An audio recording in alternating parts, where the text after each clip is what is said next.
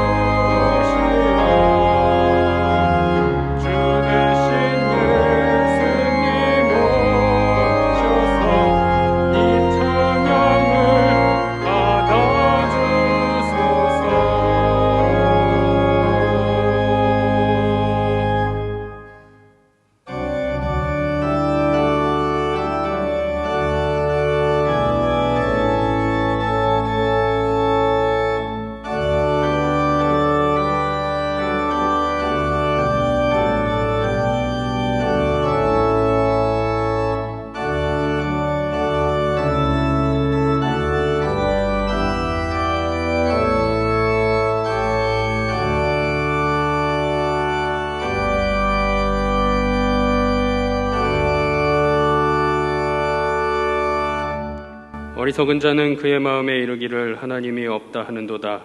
그들은 부패하고 그 행실이 가증하니 선을 행하는 자가 없도다. 죄악을 행하는 자는 다 무지하냐. 그들이 떡 먹듯이 백성을 먹으면서 여호와를 부르지 아니하는도다. 우주 만물을 지으신 아버지 하나님, 거룩한 주일을 기억하여 예배자리 사모하게 하심을 감사드립니다. 이 시간 드리는 예배 가운데 주님 앞에 우리의 모든 허물을 자복하오니 모든 죄악을 사하여 주시옵소서.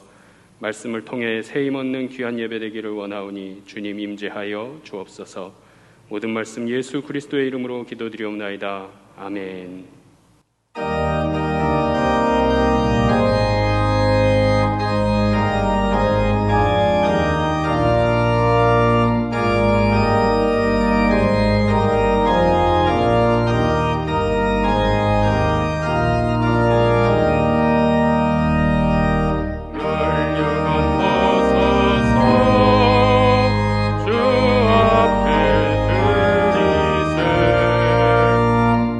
저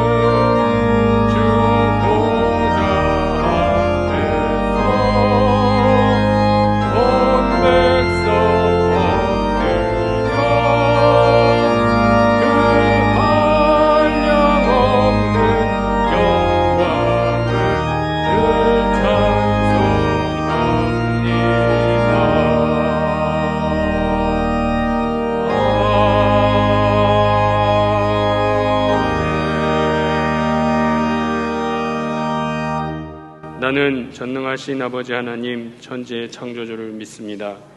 나는 그의 유일하신 아들 우리 주 예수 그리스도를 믿습니다.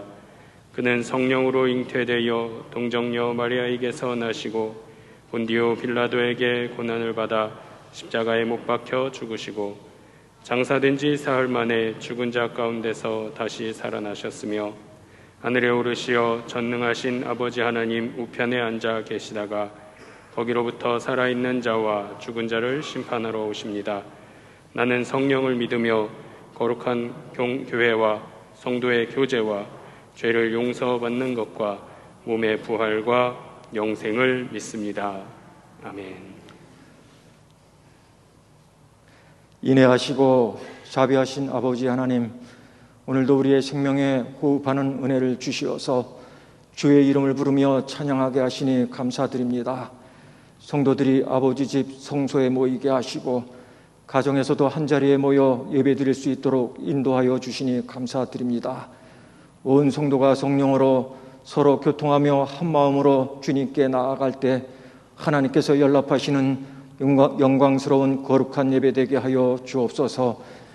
이 시간 주의 영이 임하여 그동안 힘들었던 우리 성도들의 몸과 마음이 말씀과 기도로 세임받게 하시고 찬양의 향기를 올려드릴 때 기쁨으로 회복되어 주님이 주시는 위로와 참 평안으로 은혜 내려 주옵소서.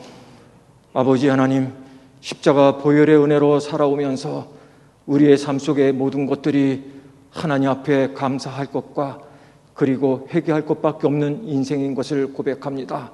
주는 그리스도시요 살아계신 하나님의 아들이라 고백한 그 신앙을 따라 살지 못하여 주님 앞에 참여하며 기도드립니다.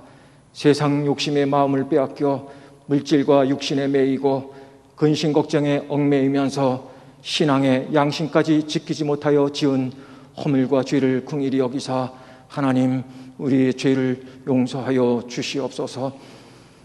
치료자 되시는 하나님, 깊은 질고로 고통을 겪고 있는 우리 성도들의 한 사람 한 사람의 힘든 상황과 그 마음을 잘 아시는 하나님께서 도와주옵소서. 몸속에 있는 세포 하나하나를 만져주사 악한 세포 소직들이 사라지게 하시고 건강한 세포들이 살아나도록 치유의 은총 베풀어 주시옵소서.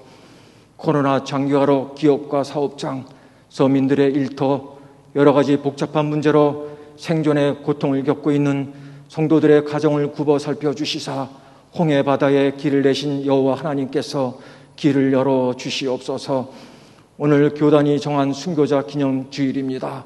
우상 숭배가 가득한 이 땅에 민족 복음화의 세계 열방을 향해 복음을 전하는 나라로 우뚝 세워지기까지 주님이 지신 십자가의 길을 따라 목숨 바쳐 순교한 믿음의 선조들이 있음을 기억하고 감사드립니다. 지금도 선진들의 신앙을 본받아 죽으면 죽으리라는 사명으로 땅끝까지 이르러 복음 전파에 힘쓰는 선교사들을 기억하여 주옵소서. 선교사님들의 사역과 가정을 방해하는 어둠의 영은 물리쳐 주시고 방패와 산성 되시는 여호와 하나님이 생명까지 지켜 주옵소서. 특히 아프가니스탄은 우리 선교사의 피가 흐르는 땅입니다. 그 땅에 자유와 평화가 오게 하시고 복음으로 꽃피는 나라로 세워 주시옵소서. 하나님, 농어촌 교회를 위하여 간절한 마음으로 기도드립니다. 민족 복음화의 중요한 역할을 감당했고 도시교회 부흥의 밑거름이 된 농어촌 교회가 어려운 가운데 코로나로 인하여 더 큰 위기를 겪고 있습니다. 십자가의 정신으로 복음의 씨를 뿌리며 마을의 중심이 되어 섬기고 있는 농어촌 목회자들이 잘 감당할 수 있도록 붙들어 주시고 사랑의 손길이 펼쳐질 수 있도록 하나님 은혜를 베풀어 주옵소서. 이 시간 예배드리고 있는 사랑스러운 교회학교 자녀들을 하나님 축복하옵소서. 살아계신 주님을 만나 말씀 위에서 끝까지 믿음의 길을 가게 하여 주옵소서. 하나님을 사랑하고 주님을 의지하며 성령에 이끌려 세상을 다스리며 주의 영광 드러내는 믿음의 사람으로 성장하게 하여 주옵소서. 하나님 말씀 전하는 담임 목사님을 항상 강건하게 하시고 말씀의 능력으로 우리의 심령에 은혜가 풍성하여 새 소망과 새 힘으로 가득하게 역사 인도하여 주옵소서. 기도로 준비하여 하나님의 이름을 찬미하며 정성으로 올려드리는 찬양을 기쁘게 받아 주옵시고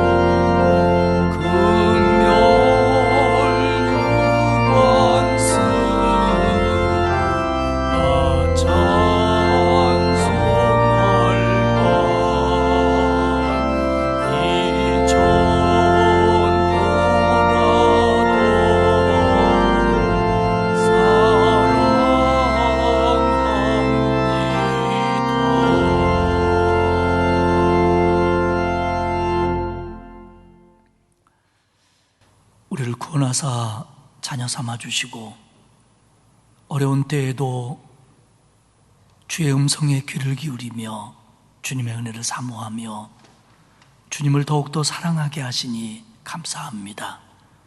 오늘 예배당에 나와서 그리고 가정에서 예배하는 주의 백성들 모두에게 은혜를 주사 임재 가득한 하나님의 영광을 보게 하시고 예배를 통하여 영과 육이 회복되며 새 힘 얻는 귀한 시간 되도록 만들어 주시옵소서. 오늘 우리가 예배하며 받은 바 은혜를 기억하며 감사하며 몸과 마음과 시간을 드리며 예물을 바치오니 하나님 받으시옵소서. 주런금을 드립니다. 감사 예물을 바칩니다. 그리고 10의 1조를 구별하여 드리는 가정들이 있습니다. 하나님 받으시고 기뻐하여 주시며 드린 손길 위에 영육간에 복을 주시고 기도가 응답되며 평안하며 안전하며 건강하도록 책임져 주옵소서. 구제헌금, 장학헌금, 국내외 선교헌금도 드립니다. 쓰여지고 보내실 때에 하나님의 영광 나타나게 하시며 이웃들에게 그리고 어려운 이들에게 하나님의 일꾼들에게 하나님의 공동체들에게 큰 힘이 되는 물질 되게 하옵소서. 아름다운 꽃꽂이 예물을 드리는 권사님의 가정을 기억하셔서 영육간에 복을 주시되 어린 것에 이르기까지 온 가족이 강건하며 기뻐하도록 하나님 축복해 주옵소서. 기도 제목을 담아 서원헌금을 드리는 마음들을 받아주사 그 기도마다 응답되게 하시옵소서. 하나님, 코로나19 확산으로 전 세계가 힘들어하며 우리나라도 많은 어려움을 겪습니다. 하나님 도와 주옵소서. 사람의 생각, 연구, 과학, 의술이 한계가 있음을 고백하오니 하나님 다스려 주시고 하나님 고쳐주시고 이때에 많은 사람들이 하나님께로 돌아갈 수 있도록 주여 은혜를 베풀어 주옵소서. 우리 교회 온 성도들의 강건을 지켜주시고 안전하게 보호하여 주시되 특별히 연로하신 어른들에게 영육간의 강건함을 주시며 하늘의 소망으로 날마다 새 힘 주옵소서. 여러 가지 질병으로 고통받는 성도들이 있습니다. 크고 작은 질병, 또 암, 중병으로 힘들어하고 있사오니 하나님 그 병석에서 또 병중에 드리는 기도를 하나님 기억하여 주시고 응답하사 치유하여 주옵소서. 또한 경제적인 고통으로 힘들어하는 성도들이 있사오니 오 주여 다스려 주시고 이겨낼 수 있도록 하나님 은총 베풀어 주옵소서. 우리의 자녀들을 믿음으로 잘 길러주시고 교회 학교 자녀들을 비롯하여 온 자녀의 자녀에 이르기까지 믿음으로 승리하고 세상에 나가 승리하도록 하나님이 든든한 힘이 되어 주옵소서. 아버지 하나님, 이 예배를 통하여 우리가 하나님의 은혜를 다시 경험하게 하시고 주의 말씀을 마음에 새기게 하시고 불안한 마음이 사라지고 평강이, 그리고 연약한 마음이 사라지고 새 힘이, 그리고 질병이 물러가고 강건함의 역사가 예배를 통해 나타나도록 도와 주옵소서. 이번 한 주간도 하나님 보호해 주시고 지켜주시어서 코로나19로부터 우리 모든 성도들을 막아주시고 그리고 선대하는 일에 복을 주시며 가정에 평강 주시고 참 기쁨과 은혜가 넘치는 한 주간이 되도록 하나님 인도하여 주옵소서. 감사드리며 예수님의 이름으로 기도하옵나이다. 아멘.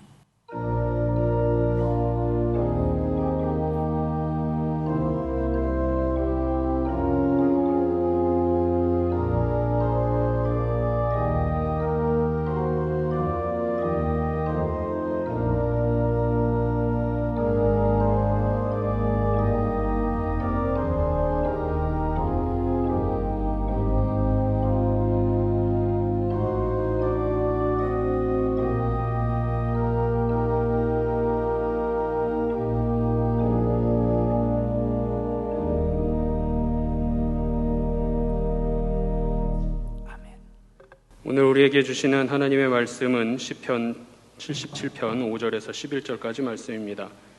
구약성경 857페이지입니다. 시편 77편 5절에서 11절까지의 말씀을 봉독하겠습니다. 내가 옛날 곧 지나간 세월을 생각하여 싸우며 밤에 부른 노래를 내가 기억하여 내 심령으로 내가 내 마음으로 간구하기를 주께서 영원히 버리실까? 다시는 은혜를 베풀지 아니하실까? 그의 인자하심은 영원히 끝났는가? 그의 약속하심도 영구히 패하였는가? 하나님이 그가 베푸실 은혜를 잊으셨는가? 노하심으로 그가 베푸실 긍휼을 그치셨는가 하였나이다. 셀라. 또 내가 말하기를 이는 나의 잘못이라. 지존자의 오른손의 해 곧 여호와의 일들을 기억하며 주께서 옛적에 행하신 기이한 일들을 기억하리이다. 아멘. 박경순 집사님의 그 흙먼지 찬양 후에 담임 목사님께서 여호와의 일들을 기억하라 라는 제목으로 말씀 선포하시겠습니다.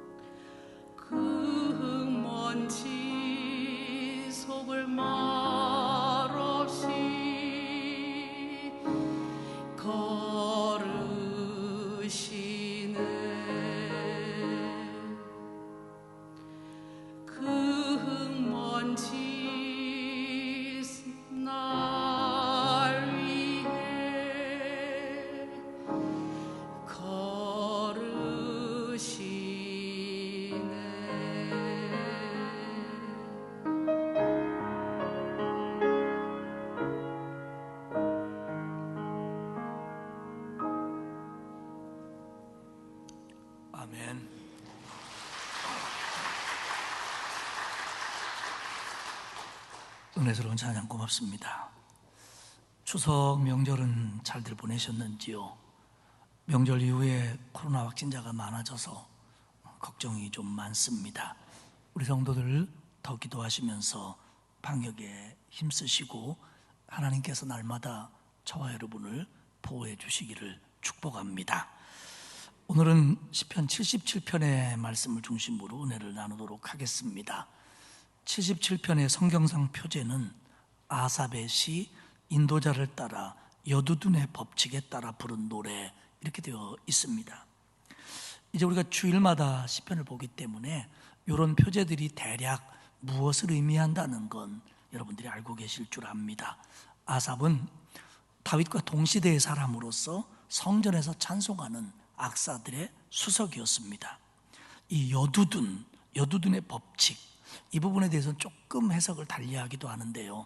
보편적인 해석은 여두둔이라고 하는 사람이 악사가 지은 노래에, 곡조에 맞춘 노래로 봅니다. 그러면 오늘 이 77편을 우리식의 표현으로 한다면 아삽 작시, 여두둔 작곡 이런 노래다 이렇게 보면 될 것 같습니다. 성격상 개인 탄식시입니다. 그런데 성서학자들은 지금 아삽, 이 시편 기자가 탄식하는 이유를 한 두 가지 정도로 나누게 생각을 합니다. 첫 번째 이유는 개인적인 이유로 보는 거죠. 아삽이 굉장히 어려운 질병에 들렸다거나 아니면 굉장한 압제를 받는다거나 뭔지 모르지만 큰 고통과 고난에 빠져 있다 이렇게 배경을 보는 사람도 있고요. 또 일부는 이 아삽의 시편이 민족적인 고난으로 보기도 합니다. 국가적인 환란이라든지 전쟁의 위기라든지 이런 암울한 국가적인 현실에서 하나님 앞에 탄식하고 있는 거다 이렇게 보기도 합니다. 시편에 나와 있는 대부분의 탄식시들을 보면 그렇습니다. 하나님, 내가 이렇게 힘듭니다. 내가 이 질병 때문에, 내가 이 고난 때문에, 내가 이 어려움 때문에 내가 참 힘듭니다. 혹은 하나님, 우리나라가 너무 힘듭니다. 지금 이 전쟁 때문에, 저 악당들 때문에, 이 불의한 세력들 때문에 우리나라가 힘듭니다. 그러니 하나님, 저거 싹 물리쳐 주십시오. 해결해 주십시오. 회복시켜 주십시오. 이게 보통 탄식시의 패턴입니다. 그런데 오늘 우리가 읽은 시편 77편 전체를 보면 매우 극심한 환란인 것 같습니다. 개인적인 고난이든 국가적인 위기든 지금 굉장히 어려운 상황을 만난 건 맞아요. 그런데 그게 얼마나 어려운지 하나님이 자신들을 버린 것 같다는 거예요. 그래서 하나님을 애타게 찾고 부르짖고 있습니다. 그런데 지금 기도하고 있는데, 기도하는 중인데도 마음에서 불안과 근심이 가시지 않는 겁니다. 평안하지 못한 겁니다. 그러니까 지금 어려운 상황에서 기도하면 하나님이 평안을 주시고 해결을 주셔야 되는데 이게 안 되고 있는 겁니다. 그래서 점점 더 불안해집니다. 그러다가 기자는 과거에 자신에게 베풀어줬던 은혜들을 기억하고 또 하나님의 백성들에게 지나간 날들 속에서 베풀어준 그 기적적인 역사들을 기억해내고 거기서 믿음을 새롭게 하고 위로를 받고 그리고 새 힘을 얻고 소망을 갖습니다. 오늘 77편에서 시편 기자가 자기가 받았던 은혜 외에 지나간 세대들 속에서 자기 민족에게 행했던 일들로 기억해낸 사건은 바로 출애굽 사건입니다. 그렇기 때문에 77편은 단순한 탄식이 아니라 극심한 환난으로 인해서 하나님이 자신들을 버렸다고 생각할 정도로 믿음이 흔들릴 때의 탄식시입니다. 그런데 여러분, 이런 상황 속에서 신앙적인 해답을 못 찾으면 정말 근심의 나락으로 떨어집니다. 하나님에게서 완전히 멀어질 수도 있습니다. 그런데 시편 기자는 여기서 다행히도 해답을 찾습니다. 하나님이 지금까지 자신에게 베풀어줬던 은혜들, 자기 민족들에게 나타내 주셨던 하나님의 역사들을 기억하며 자기 신앙의 초점을 거기에 맞춥니다. 그리고 거기서 소망을 발견하고 새 힘을 얻고 그리고 기뻐합니다. 사랑하는 성도 여러분, 하나님의 백성들에게도 혹독한 시련과 환난은 있을 수 있습니다. 그걸로 인해서 믿음이 약해져서 믿음이 추락할 수도 있습니다. 이런 음침한 골짜기는 하나님의 백성들에게도 얼마든지 찾아올 수 있습니다. 중요한 건 이런 환난의 때에 하나님의 백성인 우리는 지금까지 나의 삶 속에 과거에 베풀어 주신 하나님의 은혜, 그 승리, 그 돌보심에 우리의 시선을 거기에 맞춰야 됩니다. 지금 이 현실에 맞추는 게 아니라, 그래서 그 과거에 내게 베풀어 주신 은혜를 되새기면서 이 어둡고 무거운 고통의 시간들을 보낼 때 그 은혜를 기억하며 거기서 새 힘을 얻어야 합니다. 하나님이 나를 구원하시고 내게 어떻게 믿음을 주셨는지, 내 신앙을 지금까지 어떻게 인도해 주셨는지, 내가 사랑하는 사람들을 지금까지 어떻게 지켜주셨는지, 내가 힘들고 어려울 때 어떻게 위로하며 나를 붙들어 줬는지 우리는 기억해야 됩니다. 그런데요, 이게 사람에 따라 좀 다릅니다. 신앙의 연륜이 짧은 사람들은 자신들의 인생을 하나님의 돌보심이라고 보기에 너무 제한적일 수 있습니다. 그리고 과거에 있었던 사건에 대해서 내 기억, 판단, 신앙적인 안목이 왜곡되거나 부정확할 수 있습니다. 무슨 얘기냐면, 지나간 과거 속에서 하나님은 굉장히 많은 은혜를 주셨는데 나는 그렇게 못 느낄 수 있다는 거예요. 그리고 특별히 어렵다 보니까 그게 더 흔들린다는 거예요. 그렇기 때문에 오늘 우리가 이 어려운 상황 속에서 하나님이 내게 베풀어 주신 은혜들을 기억하고 그걸 가지고 새 힘을 얻는 게 정답인데, 때로는 그것만 가지고 제대로 안 될 때가 있다는 거예요. 그럼 어떻게 해야 되느냐? 내가 생각하는 내게 베풀어 준 은혜, 내가 경험한 은혜들, 내가 기억하고 있는 하나님의 사랑들보다 더 정확한 게 있습니다. 그게 뭐냐면, 지나간 역사와 세대 속에서 하나님이 하나님의 백성들에게 베푸신 은혜입니다. 거기에 내가 들어있을 수도 있고 나보다 전세대일 수도 있습니다. 특별히 성경 속에 나와 있는 하나님의 은혜들, 하나님의 역사들, 하나님의 인도하심들, 하나님의 축복들, 이건 확실한 겁니다. 이건 확실한 겁니다. 내가 기다 아니다라고 말할 수 없을 정도로 정확한 겁니다. 그러면 그 성경 속에 나와 있는 하나님의 역사하심, 그 인도하심, 그 은혜들을 다시 내가 바라보는 겁니다. 그리고 그 속으로 내가 들어가는 겁니다. 그리고 그 하나님을 다시 만나는 겁니다. 그리고 그 하나님이 오늘 이 시간에 나와 함께 하시는 하나님이라는 걸 다시 믿는 겁니다. 그래, 하나님이 그렇게 하셨지. 하나님이 그때에 하나님의 백성들을 그렇게 인도하셨지. 그래, 하나님이 거기서 하나님의 백성들을 그렇게 이기게 해주셨지. 맞아, 하나님은 그런 하나님이야. 그 하나님은 변치 않는 하나님이기에, 지나간 세대 속에서 하나님의 백성들과 함께 하신 하나님은 오늘 나의 하나님이기에 그 하나님께 나의 모든 걸 다시 맡기는 겁니다. 이게 믿음의 승리입니다. 그래서 하나님의 말씀을 읽는 게 중요하고요, 설교 말씀을 제대로 듣는 게 중요하고요, 하나님의 말씀을 공부하며 더 깊이 알아가는 게 중요합니다. 왜? 이건 우리의 교과서니까요. 내가 생각하고 나의 삶 속에 나타난, 내가 때로는 왜곡하고 오해할 수 있는 제한적인 부분이 아니라 정확하고 포괄적인 부분이 하나님의 말씀 속에 들어있기 때문에 우리는 말씀을 신뢰해야 되는 겁니다. 오늘 시편 77편의 기자는 하나님이 자기를 버리신 것 같다고 할 정도로 낙심하고 절망하는 상황까지 내려갔습니다. 그런데 하나님이 과거에 지금까지 자기에게 베풀어 주신 은혜들, 특별히 하나님께서 자기 민족에게, 자기의 전 세대에게 베풀어 준 그 은혜, 특별히 여기서는 그 홍해의 기적, 출애굽의 역사를 얘기합니다. 그 하나님을 다시 기억하고 묵상함으로 지금 고난을 이겨낼 신앙의 흔들림을 막는 힘으로 역사합니다. 사랑하는 여러분, 하나님의 은혜를 기억하는 일은 매우 중요합니다. 그 능력, 그 역사하심, 그 손길, 그 인자하심과 자비하심을 우리는 잊으면 안 됩니다. 그래서 다시 말씀드리지만 내 거 가지고는 한계가 있기 때문에 전체를 봐야 됩니다. 그게 뭐냐? 하나님의 말씀입니다. 오늘 시편 기자도 홍해를 가르신 하나님의 역사를 보면서 거기서 믿음을 새롭게 하며 소망과 기쁨의 노래를 부르는 걸로 마무리가 됩니다. 그러면 맨 먼저 첫 단락을 살펴보겠는데, 첫 번째 단락은 시편 기자의 첫 번째 탄식입니다. 그건 낙심입니다. 1절을 봅시다. 내가 내 음성으로 하나님께 부르짖으리니 내 음성으로 하나님께 부르짖으면 내게 귀를 기울이시리로다. 굉장히 긍정적입니다. 여기서 내가 내 음성으로 하나님께 부르짖으리니는 직역을 하면 내가 결단코 필사적으로 소리쳐서 부르겠다, 이런 뜻입니다.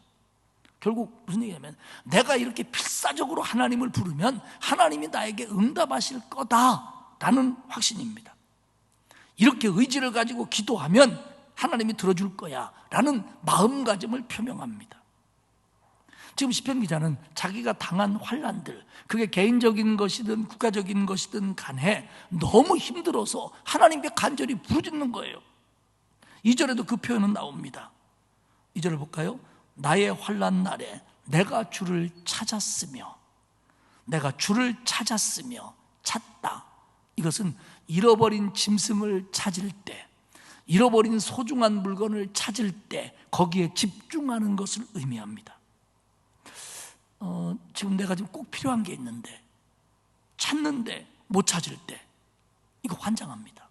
예를 들면 지금 제가 차를 끌고 나가야 돼요. 시간이 급해요. 그런데 늘 있던 자동차 키가 제 자리에 없는 거예요. 여러분은 안 그러겠지만 우리처럼 정신이 혼미한 사람은 그럴 때가 많아요. 그럼 어떡합니까? 막 여기저기 뒤집고 근데 그러면요 잘 안 보여요. 있어도. 그럼 어떡하죠? 구세주를 찾습니다. 기도하는 게 아니라 여보, 내 자동차 키 못 봤어? 여보, 여기 있던 키 어떻게 했어? 그러면 이제 싱크대에서 그래 오지도 않고, 그 화장대 서랍에 없어? 책상 위에 없어? 없으니까 찾지. 이때 아내가 하지 말아야 될 말이 있습니다. 내가 당신께 어디 있는지 어떻게 알아?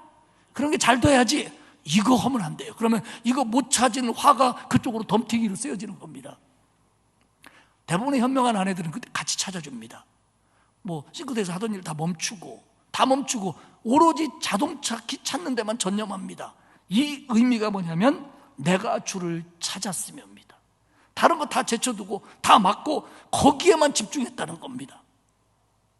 그러면서 2절 중반에 보면 밤에는 내 손을 들고 거두지 아니하였나이다. 내 손을 들고 손을 쭉 뻗치다, 거두지 않다, 피곤해지지 않았다. 무슨 얘기냐면 내가 하나님 앞에 얼마나 기도했는지, 손을 들고 기도했는지도 피곤한 줄도 모르고 기도했습니다. 이런 기도입니다. 그런데 결과를 보면 2절 하반절에 내 영혼이 위로받기를 거절하였도다. 그렇게 기도했는데, 그렇게 하나님을 찾았는데 하나님이 응답하지 않으셔서, 이 고난 중에서 해결해 주지 않으셔서 사람들의 어떤 위로도 나한테는 위로가 되지 않았습니다. 이런 뜻입니다. 결국 하나님을 믿고 기도했는데 하나님의 무응답이 나의 근심을 심화시킵니다. 이런 뜻입니다. 힘들고 견디기 어려운 상황에 정말 하나님만이 해결해 줄 거라고 믿고 기도했는데 응답이 없는 것 같아요.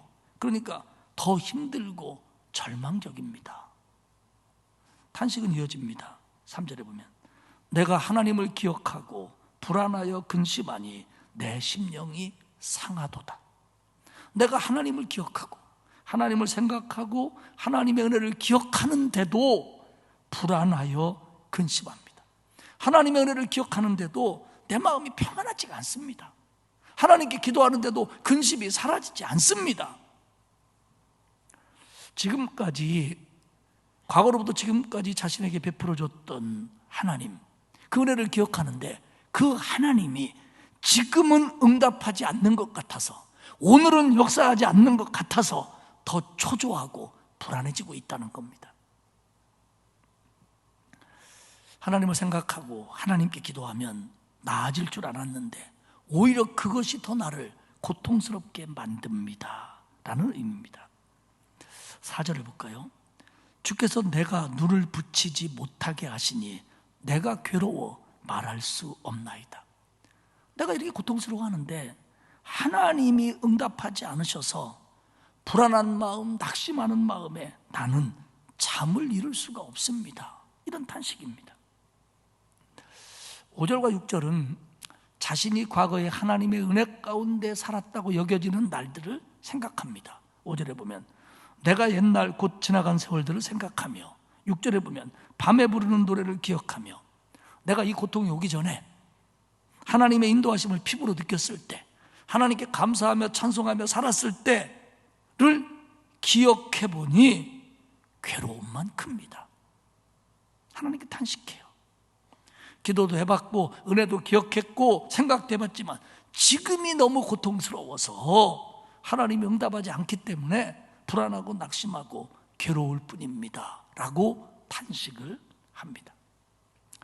두 번째 단락은 두 번째 탄식인데 이건 절망입니다. 7절과 9절에 보면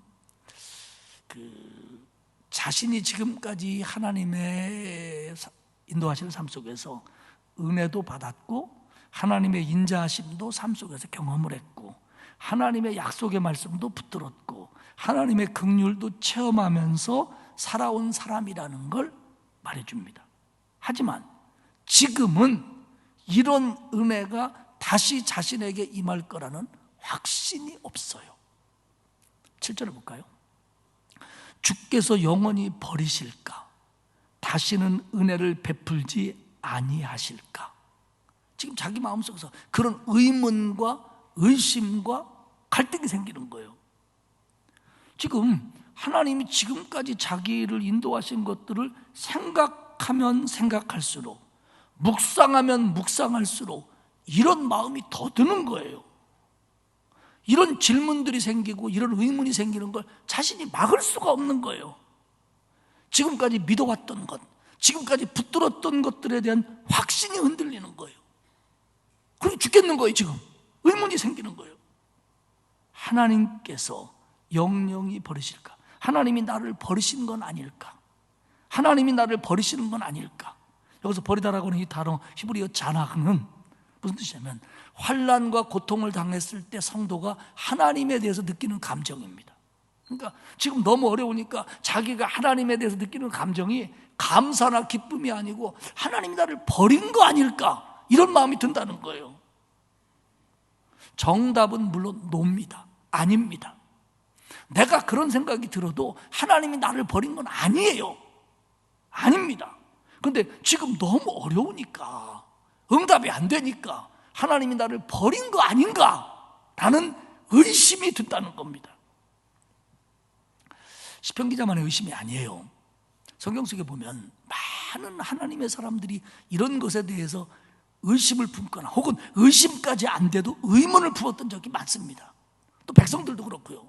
예레미야 시대에 많은 사람들이 이것과 비슷한 고민과 의심을 가졌습니다. 그때 하나님이 예레미야를 통해서 주신 말씀이 예레미야 애가 3장 31절 32절까지 나오는데 이렇게 말씀합니다. 이는 주께서 영원하도록 버리지 아니하실 것임이며 그가 하나님이 비록 근심하게 하시나 그의 풍부한 인자하심을 따라 긍휼히 여기실 것입니다. 이게 답이에요. 하나님이 나를 영원히 버린 게 아닐까? 하나님은 너를 영원히 버리지 않는다. 지금 너의 상황이 근심할 수 있지만 하나님이 너를 긍휼히 여기사 인자하심으로 이겨낼 수 있게 하신다. 이게 답입니다. 그런데 지금 시편 기자는 하나님이 나를 영원히 버리신 건 아닐까라는 의문을 갖고 있는 거예요. 다시는 나에게 지금까지는 은혜를 베풀어줬는데 이제는 은혜를 베풀지 아니하시는 거 아닌가라고 지금 흔들리는 거예요. 그런데요, 우리가 알아야 될 건 이런 의문과 의심은 내 영혼이 낙심할 때 생기는 부정적으로 너무 과장된 마음입니다. 물음은 이어집니다. 8절에 그의 인자하심은 영원히 끝났는가? 그의 약속하심도 영구히 패하였는가? 여러분, 하나님의 인자하심은 우리의 평생도록 우리와 함께합니다. 하나님 나라 갈 때까지. 다윗이 시편 23편 마지막 절에서 고백한 것처럼 내 평생에 선하심과 인자하심이 반드시 나를 따르리니 내가 여호와의 집에 영원히 살리로다. 다윗의 바람이 아니라 하나님이 다윗에게 준 영감입니다. 다윗아, 나는 네 평생 선하심과 인자하심으로 너와 함께 할 거야. 끝까지. 이게 하나님의 말씀이거든요. 그런데 지금 시편 기자는 그게 흔들리는 거예요. 그의 약속하심도 영구히 패하였는가? 약속하심, 하나님의 말씀, 내가 붙잡은 하나님의 말씀, 이거 다 끝장난 거 아닌가? 끝난 거 아닌가? 정답은 아니답니다. 노! 살아있다. 9절에 볼까요? 하나님이 그가 베푸실 은혜를 잊으셨는가? 여러분, 사람은 하나님을 잊어도요, 하나님은 자기 백성을 잊지 않으십니다. 하나님이 너무 노하셔서, 우리 표현으로 하면 하나님이 너무 화가 나셔서 우리한테, 나한테 긍휼을 베푸는 걸 잊으신 건 아닐까? 여러분, 안 그렇습니다. 하나님은요, 아무리 노해도 내가 하나님께 회개하면 우리를 용서하십니다. 이게 뭐냐면 하나님의 긍휼이 끝나지 않는다는 증거입니다. 하나님은 긍휼의 하나님이라. 하나님이 나한테 화날 수도 있어요. 이 땅을 보면서 노하실 수도 있어요. 그러나 우리가 하나님께 돌아가면 하나님은 언제나 우리를 받아줘요. 그렇기 때문에 하나님의 긍휼은 막힐 수가 없어요. 끝날 수가 없어요. 그런데 시편 기자는 너무 어려우니까 별의별 생각이 다 드는 거예요. 그러면서 사실 마음으로 절망을 합니다. 세 번째 단락은 깨달음입니다. 소망의 찬양이죠. 10절과 11절에 보면 이렇게 돼 있어요. 또 내가 말하기를 이는 나의 잘못이라.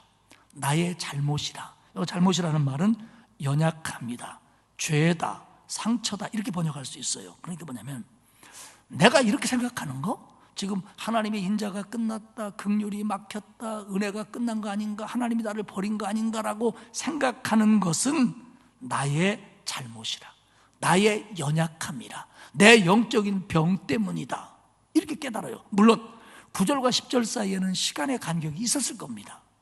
여러 가지 상황들이 있었겠죠. 근데 그가 깨달은 게 그거예요. 아, 내가 이렇게 생각하는 건 내 영적인 병이다, 내 믿음의 연약함이다, 이거 내가 잘못이다, 그렇게 생각하면 안 되지. 여러분, 우리가 하나님의 은혜를 의심하는 건 우리의 믿음이 약해졌기 때문입니다. 하나님께 불평하고 하나님에 대해서 회의를 갖고 하나님에서 의문을 던지는 것은 하나님 때문도 아니고 내가 닥친 상황 때문도 아닙니다. 사실은 알고 보면 내 믿음이 약해졌기 때문입니다. 하나님은 그걸 시편 기자한테 깨닫게 해주신 거예요. 그래서 10절 하반절과 11절에 보면 지존자의 오른손의 해, 하나님의 능력이 나타난 해, 그리고 곧 여호와의 일들을 기억하며, 여호와가 하신 일들을 기억하며 주께서 옛적에 행하신 기이한 일을 기억하리이다. 오늘 이 11절에서 제가 설교 제목을 따왔습니다. 여호와의 일들을 기억하며, 하나님이 하신 일들을 기억하며, 여호와의 오른손의 해, 하나님이 그 능력을 베푸셨던 해, 여호와의 일, 주님이 하신 그 일들을 기억합니다. 하나님이 나한테 어떻게 해주셨는지를 기억했습니다. 하나님이 우리 민족에게 어떻게 하셨는지를 기억했습니다. 그러면서 믿음을 추스리는 겁니다. 여러분, 지금 시편 기자가 지금까지 자기에게 베풀어줬던 은혜들을 잊은 게 아니에요. 기억했어요. 근데 기억했는데도 지금은 안 그렇다고 생각하니까, 그 은혜가 없어졌다고 생각하니까, 그 은혜가 그쳤다고, 안 나타났다고 생각하니까 더 믿음이 흔들리고 불안했던 겁니다. 그런데 그게 하나님의 은혜로 깨달으면, 아니다, 내가 이렇게 생각하는 것이 내가 믿음이 약해서지, 내가 연약함 때문이지 라고 깨닫고 다시 은혜를 생각하는 겁니다. 지금까지 하나님이 나한테 어떻게 해주셨는지, 하나님이 우리 민족을 어떻게 이끌어왔는지를 믿음을 가지고 생각하니까 이 모든 일들이 자기에게 힘이 되는 겁니다. 이 능력의 해를 기억하니까 거기서 소망이 생기는 겁니다. 맞아, 하나님이 그런 하나님이지, 그렇게 해주신 하나님이지, 그래, 그 하나님이 지금 나의 하나님이야, 그리고 나의 내일을 책임져 주실 하나님이야. 거기서 소망이 생기는 겁니다. 똑같은 일을 바라봤는데 찬양이 나옵니다. 사랑하는 여러분, 지금까지 나를 인도하실 하나님은 변치 않는 하나님입니다. 그 하나님은 내일도 그대로 인도하실 겁니다. 그런데 오늘 시인은 자신에게 긍휼을 베풀어주고 지금까지 돌보고 인도하신 하나님의 은혜를 생각했는데 지금 그게 안 된다고 생각하니까 낙심이 깊었었죠. 근데 이게 다시 되돌아보고 생각해 보니까 거기서 은혜가 되고 힘이 되더라는 겁니다. 그런데 이거의 문제점은 뭐냐면 사람마다 다른다는 거예요. 또 믿음의 깊이가 없으면 이걸 잘 모를 수도 있어요. 그리고 지금 내가 너무 어려우면 이 상황들을 왜곡할 수도 있어요. 그런 줄 알았는데 아니었나 보네. 나에게만 한 것인 줄 알았더니 그것도 아니었네. 우연이었나 보네. 이러면서 하나님의 은혜들을 기억한다고 하면서 왜곡시킬 수 있다는 거예요. 그때 하나님이 지금까지 행하신 하나님의 그 일들을 기억해야 돼요. 오늘 시편 기자는 여기서 출애굽 사건을 기억하는 거예요.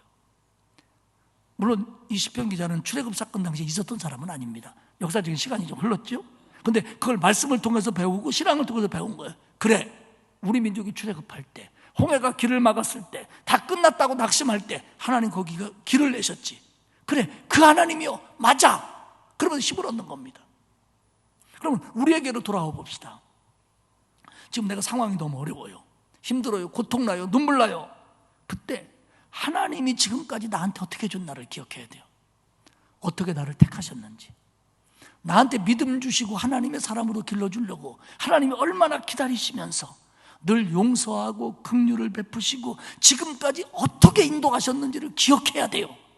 내가 어떻게 여기 있을 수 있는지를 기억해야 돼요. 그런데 다시 말씀드리지만 내가 너무 어려우니까 그거가 의미가 없을 수도 있어요. 왜곡할 수도 있어요. 제한적일 수도 있어요. 잘못 볼 수도 있어요. 맞아요, 그럴 수 있어요. 너무 힘드니까. 그럴 때 우리는 말씀으로 돌아가야 됩니다. 우리는 과거의 하나님의 일들을 기억해야 돼요. 물론 우리가 구약으로 돌아가서 출애굽 역사를 기억할 수도 있고 노아의 방주를 기억할 수도 있고 뭐 다윗의 고난을 이겼던 일들을 다 기억할 수 있어요. 그런데 정말 우리가 오늘을 살아가면서 기억해야 될 게 뭔지 압니까? 바로 예수 그리스도의 오심과 십자가와 부활입니다. 할렐루야. 그 주님이, 하나님이신 그리스도가 나를 구원하기 위해서 이 땅에 오셨고, 그분이 나를 구원하기 위해서 내 죄를 담당하시고 십자가에서 온갖 고통과 고난을 당하신 그 위대한 일, 그리고 그 십자가의 죽음이 예수 그리스도의 죄로 인한 죽음이 아니라 그분이 나를 위해서 죽으신 것이고 그분이 하나님의 아들이고 그분이 구세주이심을 보여주신 부활하신 사건, 이것보다 하나님의 위대한 일은 없어요. 우리의 신앙은 흔들릴 때 여기로 돌아가야 돼요. 하나님이 뭐 우리 아들을 어떻게 줬고 뭐 우리 집 물질을 어떻게 줬고 그런 것들 속에서 은혜 받는 거 중요해요.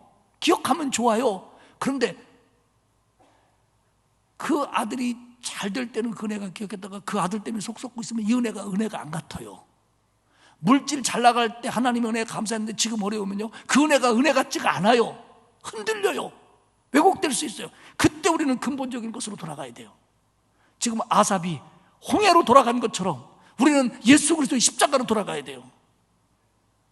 하나님이 나를 어떻게 하셨는지, 하나님이 그리스도가 나 때문에 어떤 고난을 받으셨는지, 그 위대한 역사, 그래서 내가 구원받은 역사, 그래, 그 하나님은 그 능력으로 하나님의 백성을 인도하셨고, 하나님은 그 능력으로 나를 구원하셨고, 하나님은 그 능력으로 나를 책임져 주십니다. 할렐루야.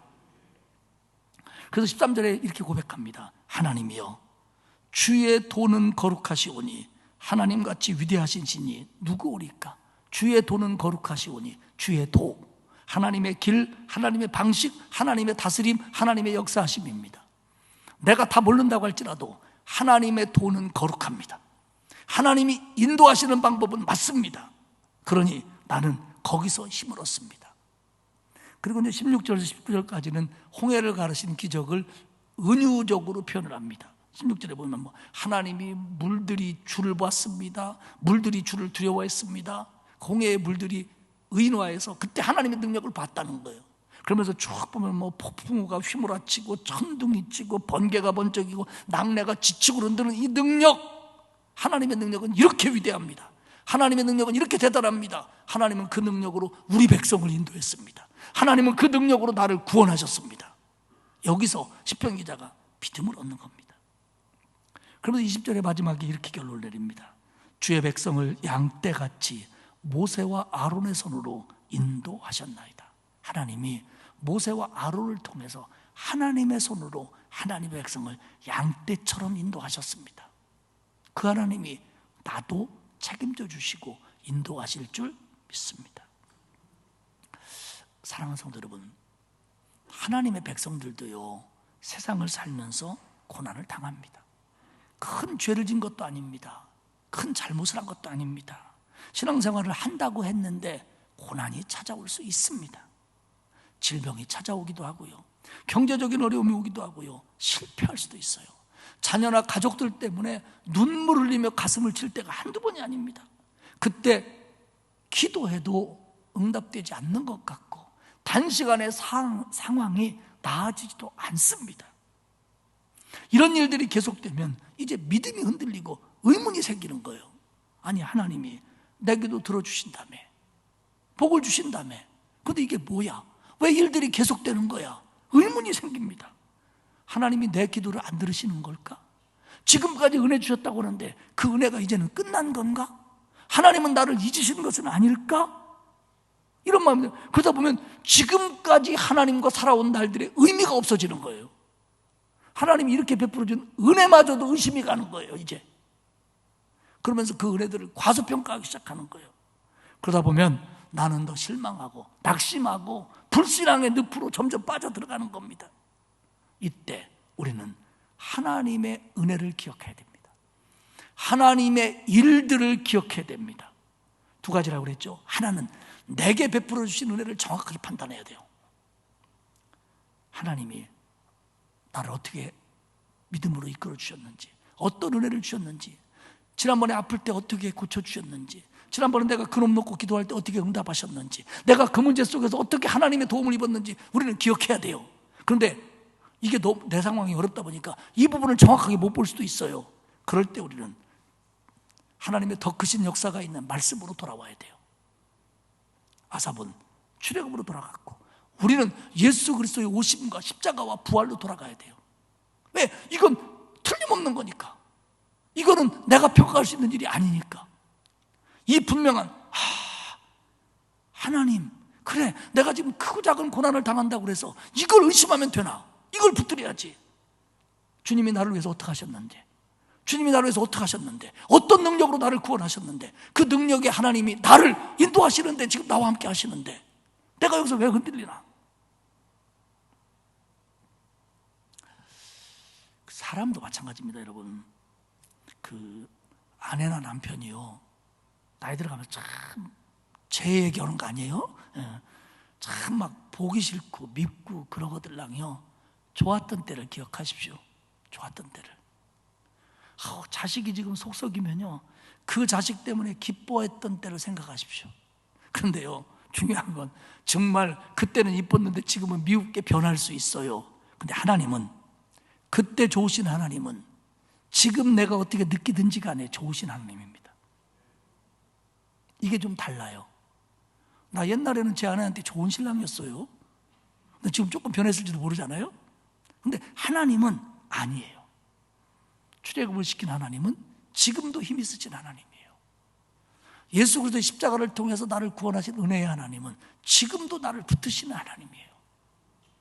아삽이 이걸 기억하니까 지금 응답이 안 되는 것 같고 잠 못 이루는 것 같고 하나님이 자기를 버린 것 같다는 생각이 싹 도망가고, 아니지, 어떤 하나님인데, 이러면서 새 힘을 얻는 겁니다. 5만 번 기도가 응답된 걸로 유명한 조지 뮬러가 이런 얘기를 했습니다. 근심의 시작은 믿음의 끝이며 참된 믿음의 시작은 근심의 끝이다. 다시 말하면 근심이 생긴다는 건 내 믿음이 흔들리는 거다. 그런데 내 믿음이 새로워지면 근심을 이겨낼 수 있다. 조지 밀러가 하나님께 기도하면서 얻은 답입니다. 지금까지 하나님이 나를 어떻게 인도하셨는지를 기억하십시오. 그리고 하나님이 말씀을 통해서 어떻게 하나님의 백성을 인도하셨는지를 확인하십시오. 그리고 그 말씀 속의 하나님은, 지금까지 인도하신 능력의 하나님은 지금 나의 하나님이고, 그 하나님은 내일에 나를 책임져 주실 하나님입니다. 이 믿음으로 오늘의 어려움들을 이겨내며 하나님을 제대로 보며 신앙으로 승리하는 저와 여러분이 되시기를 축복합니다. 하나님 고맙습니다. 어려움이 찾아올 수도 있고 찾아오고 그것으로 인하여 내 믿음이 혼돈되며 의문을 가질 수도 있지만 하나님께서 은혜를 주셔서 아삽을 깨닫게 하신 것처럼 하나님이 지금까지 나를 어떻게 인도하셨는지를 기억하게 하시고 말씀 속에서 하나님의 능력이 어떻게 나타났는지를 확인하게 도와주옵소서. 그 능력의 하나님, 그 선하신 하나님, 그 인자하신 하나님이 오늘의 내 하나님이며 내일의 내 하나님이라는 걸 믿고 새 힘 얻고 감사하며 소망을 갖게 하옵소서. 감사드리며 예수님의 이름으로 기도합니다. 아멘. 이제 오늘 마지막 찬양은 복음성가인데요, 오신실하신 주입니다. 오늘의 말씀을 기억하면서 가사를 생각하면서 하나님 앞에 이 찬양을 고백하도록 하겠습니다.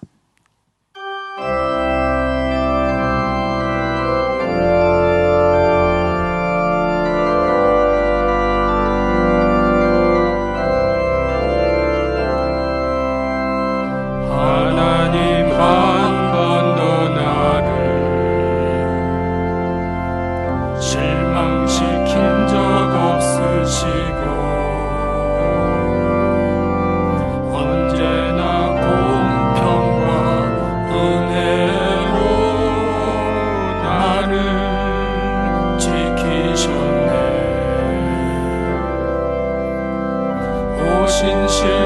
오신실하신 주,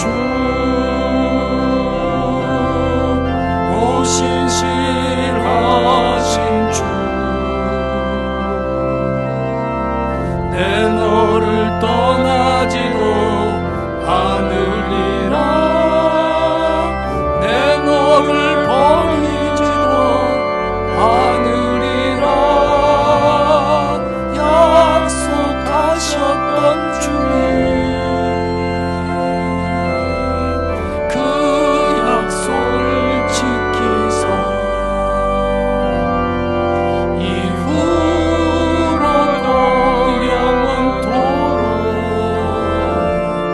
나를 지키시리라 확신하네. 지나온 모든 세월들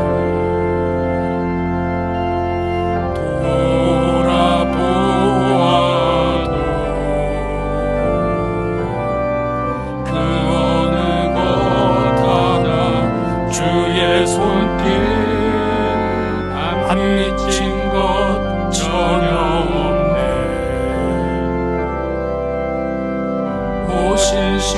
오신실하신 주,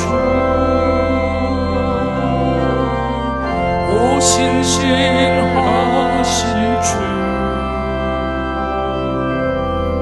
내 너를 떠나지도 않으리라. 내 너를 버리지도 않으리라. 약속하셨던 주님, 그 약속을 지키사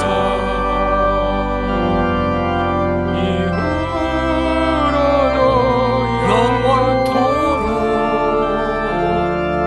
나를 지키시리라 확신하네.